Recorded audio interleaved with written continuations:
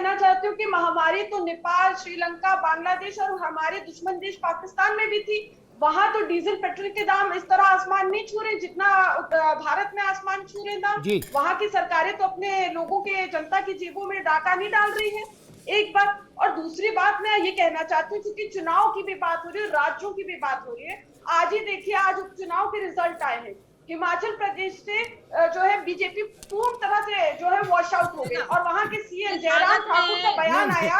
अरे उससे कोई शबनम मैं अरे नाहिद मेरा उससे कोई बहुत सरोकार नहीं, कौन जीता कौन हारा, इम्पोर्टेंट बात हिंदुस्तान का पेट भरे मसला वो है। महामारी को मैं आपको एक केवल इम्पोर्टेंट बात बता रही हूँ। तरफ करके चर्चा करना चाहती है, तो आज के परिदृश्य में शबनम जी बेमानी होगी। सर प्लीज एक मिनट मुझे बोलने जी जी। हिमाचल प्रदेश के सीएम जयराम ठाकुर का बयान आया आज। उन्होंने कहा कि हम जो चुनाव हारे वो महंगाई के कारण हारे। ये मैं आपको बताना चाह रही हूँ। यही स्थिति हरियाणा में भी हुई। अरे आप ये समझिए कि ट्रांसपोर्टेशन कॉस्ट 25% बढ़ गया है। क्यों बढ़ गया? क्योंकि पेट्रोल और डीजल को जीएसटी के दायरे में नहीं लाया गया। यहाँ तक कोरोना में वादा किया गया कि जो दवाइयां हैं उनके रेट्स घटा दिए जाएंगे, लेकिन अब उल्टा दवाइयों के रेट्स और बढ़ा दिए गए हैं। चाहे बुखार में जो दवाइयां यूज होती हो, ब्लड प्रेशर, शुगर की दवाइयां हो, थर्मामीटर, डिजिटल थर्मामीटर, मुझे लगता है जन औषधि केंद्र का पता ही नहीं मालूम है। ये धरातल से दूर है। जन औषधि केंद्र जाइए, आपको तमाम दवाइयां कम कीमत में मिल जाएंगी। पर आप अगर धरातल में रहे तब तो ट्विटर में रहने में जानकारी नहीं हो सकती। Sir kindly let me speak as it is the voice is echoing। जी देखिए उत्तर प्रदेश वैसे ही बहुत दुखी है, बहुत दुखी और कष्ट में, बहुत दुखी और कष्ट में है। क्योंकि जिस प्रकार से अभी 3 अक्टूबर को, एक महीने पहले जो है केंद्र के गृह राज्य मंत्री के बेटे ने जो है उनके उकसाव भाषण के कारण जो है किसानों का नरसंहार कर दिया, गाड़ी से रौंद दिया। नहीं उससे विषय बदल जाएगा, उससे विषय बदल जाएगा, फिर राजनीति मत करिए, राजनीति मत करिए। महंगाई पर रहने दो, आरोपियों पे कार्रवाई हो रही है। आज महंगाई पर रहने दो। ये सपा सरकार नहीं है कि आरोपी को मंच पे लेकर मुख्यमंत्री को करे। जी इस सरकार ने आरोपी की कार्रवाई को की है। वो सरकार है जहां अभी जो है तरीपाल आए थे 4 दिन पहले लखनऊ, और गृह राज्य मंत्री उनके साथ मंच पर थे। सपा और भाजपा को जरा दिखाइए, केवल दोनों महिलाएं बहुत तेज तर्रार हैं, इनका वाक चातुर्य दिखना चाहिए। की सरकार है, ऐसी सरकार है जो शमशान घाट तक का बना सकी। शमशान घाट बताओ भाई शबनम जी। बड़ी संख्या में छत अरे रुको ना नाहिद, रुको तो शबनम जी को उत्तर देने दो। रुके नाहिद को रोकिए अभी। शबनम जी, राष्ट्रीय अध्यक्ष घर से ना निकले, कार्यकर्ता घर से ना निकले, पापियों के आंसू बहा लेते हैं, पर कोरोना की समय निकल जो है चंदा मिला बीजेपी को। ये इंडिया की रिपोर्ट है। 16,000 करोड़ रुपए का मोदी साधारण समय में आप लोगों ने भारत 1300 चार्ज रहा, उस वक्त आपने क्या किया? बीजेपी के लोग ये मोटे मोटे गाल और ये मोटे मोटे पेट हो रहे हैं, चल तक नहीं पाते वो लोग। वही आम आदमी का चेहरा देखिए, गाल पिचक गया, पेट पिचक गया, आंखें फंस गई, भुखमरी है। अरे हंगर इंडेक्स देखिए, भुखमरी में जो है बांग्लादेश से भी आगे। बांग्लादेश, ये देखिए हंगर इंडेक्स क्या बता रहा है। हंगर इंडेक्स बता रहा है कि वैश्विक भुखमरी की लिस्ट में पाकिस्तान, बांग्लादेश और नेपाल से भी पिछड़ गया भारत। आप लोग कितने बेशरम हैं। अरे आप लोग महंगाई के ऊपर बात करनी चाहिए। आज आम आदमी जो है महंगाई से त्रस्त हो गया है। बस ये आपका फेवरेट मुद्दा है।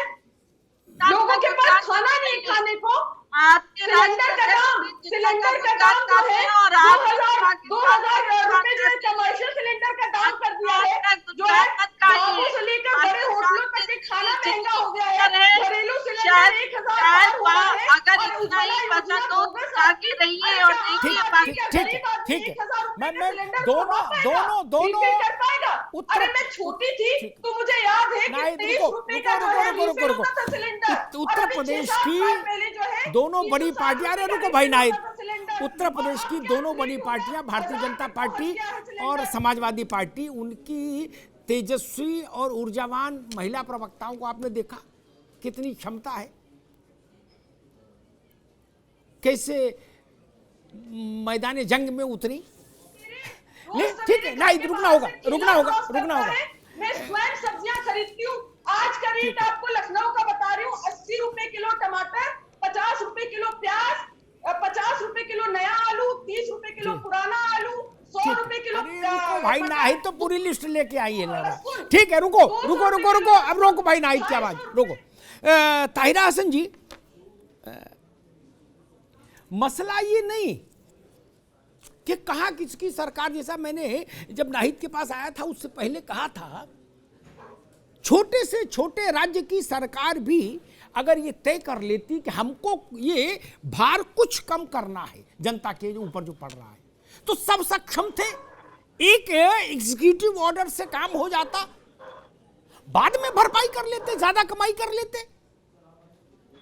जब सब तरफ से मार पड़ रही है तो पूरे भारत के जितने राज्य हैं सब राहत नहीं दे सकते थे, और सब नहीं दे सकते हो तब फिर भैया मिलके सब लोग यही फैसला क्यों नहीं कर लेते जीएसटी काउंसिल में कि तेल को जीएसटी में ले आइए, बवाल खत्म, 28% भी ड्यूटी लगेगी तब भी 60 रुपया लीटर मिलेगा पूरे देश में। ताहिरा जी बिल्कुल देखिए, जैसे बात अभी हुई थी कि तेल की बात हम लोग इसलिए पेट्रोल डीजल की कर रहे हैं कि पेट्रोल डीजल के दाम बढ़ने से वो बेसिक है, ट्रांसपोर्ट होता है वो बढ़ेगा तो महंगाई बढ़ेगी। तो जाहिर है इन सरकारों को इस पे ध्यान देना चाहिए। और मैंने पहले भी कहा कि हमारी जो डोमेस्टिक हेल्पर्स हैं वो भी इसका इस्तेमाल करती है, तो उनकी जेब में एक और छेद हो जाता है, ऐसे ही उनके लिए जीवन जीना बहुत मुश्किल हो रहा है। तो जाहिर है ये सरकारों की जिम्मेदारी है, वेलफेयर स्टेट है, फिर ये किस लिए वेलफेयर स्टेट है। और ब्लेम गेम से तो कुछ नहीं चलेगा कि कोरोना काल में हुआ, उसकी तैयारी होनी चाहिए थी, ठीक है, उसमें कुछ प्रॉब्लम सारी दुनिया झेल रही है, लेकिन जो हमारे यहाँ टमाटर और ये सब आलू इतना पैदा हो रहा है, उसका क्यों नहीं ठीक से स्टोरेज करके उसको लाया जाता है, क्यों इतना महंगे दामों पे यहाँ पहुंच रहा है। किसानों को उससे तो कोई फायदा मिल नहीं रहा है, सारा प्रॉफिट किसको मिल रहा है देखना होगा ना। सरकार को जो भी हो पॉलिटिकल पार्टी सत्ता में हो, ये उसकी जिम्मेदारी है, वेलफेयर स्टेट है। ताहिरा जी मुश्किल ये है, ताहिरा जी भारत की मुश्किल मालूम क्या है, किसान मक्का बेचेगा जाके मंडी में तो उसका जाएगा 12 रुपया 14 रुपया किलो के हिसाब से 1200 1300 1400 रुपया कुंटल, ठीक। वही जब उसका अंग्रेजी नामकरण हो जाएगा तो, और आप सिनेमा में जाएंगे वहां जब वो खरीदेंगे पॉपकॉर्न तो वो मिलेगा 280 रुपए 300 रुपए का, जिसमें मुश्किल से 20 ग्राम मक्का होगी, थोड़ा बहुत नमक मान लीजिए, थोड़ा सा मक्खन मान लीजिए, बात खत्म, डब्बे का खर्चा जोड़ लीजिए। और किसान को क्या मिला, आलू की स्थिति फर्रुखाबाद में, एटा में, इटावा में, मैनपुरी में, आगरा में, जो आलू की बेल्ट है उत्तर प्रदेश में, वहां जाके देखिए फसल के समय आलू की क्या दुर्दशा होती है, खेत में छोड़ देता है किसान, उसी का जब चिप्स आ जाए, जब स्टोरेज छोड़ो भाई, चिप्स, ताहिरा जी अरे रुको भाई, जब उसका चिप्स आ जाता है तो वो चिप्स 20 रुपए का 30 रुपए का पैकेट बिकता है, जिसमें एक आलू का चिप्स होता है। भारत इसी विसंगति को नहीं लांघ पाया, किसान का भला कहां से हो जाएगा। नहीं देखिए, पॉलिटिकल विल नहीं थी, वरना क्यों नहीं इसको किया जा सकता था। किसानों को अगर पॉलिटिकल विल है तो उनको सही दाम मिलेगा, स्टोरेज होगा, उनको अपना आलू, अपना प्याज, अपना टमाटर फेंकना नहीं पड़ेगा, सस्ते दामों में विवश होकर बेचना नहीं पड़ेगा, वो वहां स्टोरेज भी अपने हिसाब से करेंगे। अब कॉर्पोरेट जो है ये अपना स्टोरेज बनाते हैं, वहां जमा होता है, वो बेचते हैं, वो अपने हिसाब से काम करते हैं, मुट्ठी भर लोग अमीर होते चले जा रहे हैं। अभी जो बताया कितनी शर्म की बात है।